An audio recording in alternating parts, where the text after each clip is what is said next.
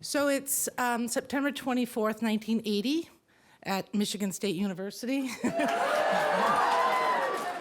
And I'm in my dorm room, moving very quietly. It's really early in the morning. I have to be registered for classes at 8 o'clock. So I'm moving very quietly, not to wake up my roommate, Mary Lou.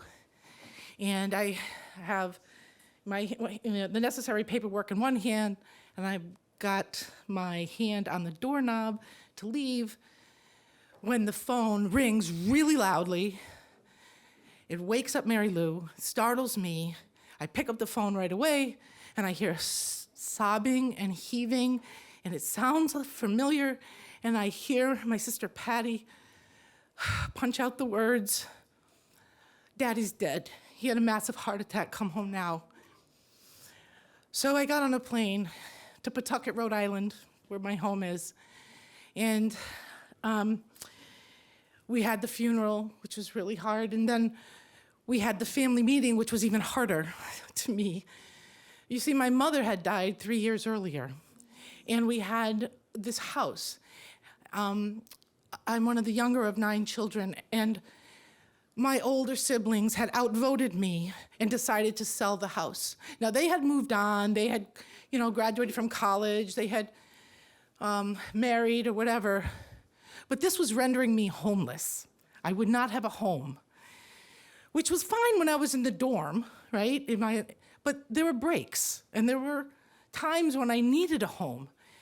And there are 2 things about this predicament of homelessness for me that I thought were particularly upsetting. One was I lost so many important things. I lost my varsity basketball jacket. I lost pictures and all my bad poems from when I was in junior high and high school, my journals, and the empty bottle of wine that I had shared with my father just a few days before he died. I had carried it with me, but somehow moving from place to place and having to pack all your belongings in only 2 suitcases was, you just lost stuff. The other thing was when you have to live with people who are not your parents, where it's not your home, and I don't know if anyone here has ever had that, you're a guest. It's not your home.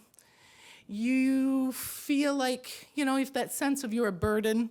After 4 days, you smell like fish, whatever that is, And you look for that look sometimes, like, they love you, they may feel sorry for you, but they'll be glad when you're gone and they can get their house back. And so in short breaks, I would stay with my roommate, Mary Lou, who was wonderful. But on the longer breaks, I would stay mostly either with my grandmother in St. Genevieve, Missouri, who if I even went a few blocks, snuck out to smoke a cigarette, by the time I get home, she had 4 neighbors telling her that I had done this and I would be in trouble.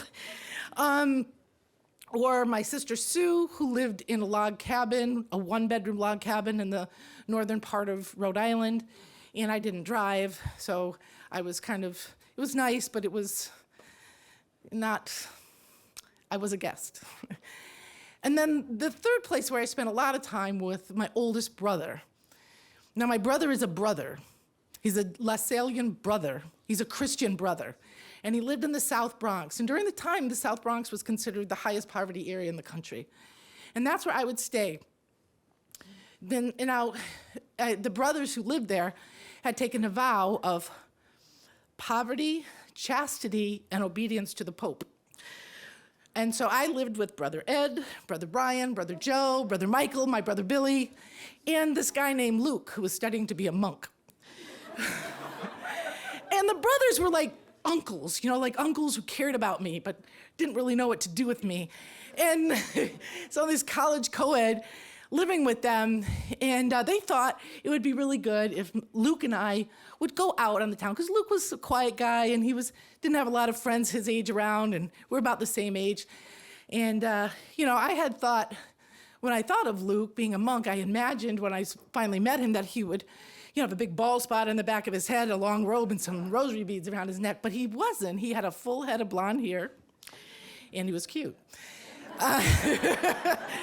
And so we went out to Manhattan on the town, and at the time we had the exotic food in the food trucks, which were like knishes and pretzels and peanuts.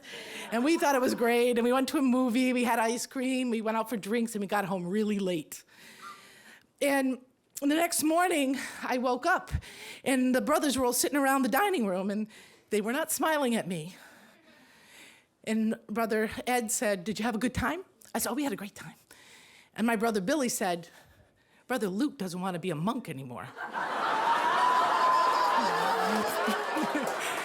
I was like, "No, it's not like Thornbirds. It was like, just like really friendly." And I saw the look, that look, like they wished I wasn't there. But I had nowhere to go, so I had to make the best of it.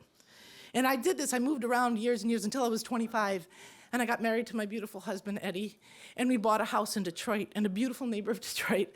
And I distinctly remember, finally, in our house, sitting on the couch, which was the only piece of furniture we had at the time, looking out over the green front lawn in my great neighborhood, and I was overwhelmed with this sense of calm and belonging and peace. And it was supposed to be our starter home, but it's been 31 years, and I have no intention of moving again.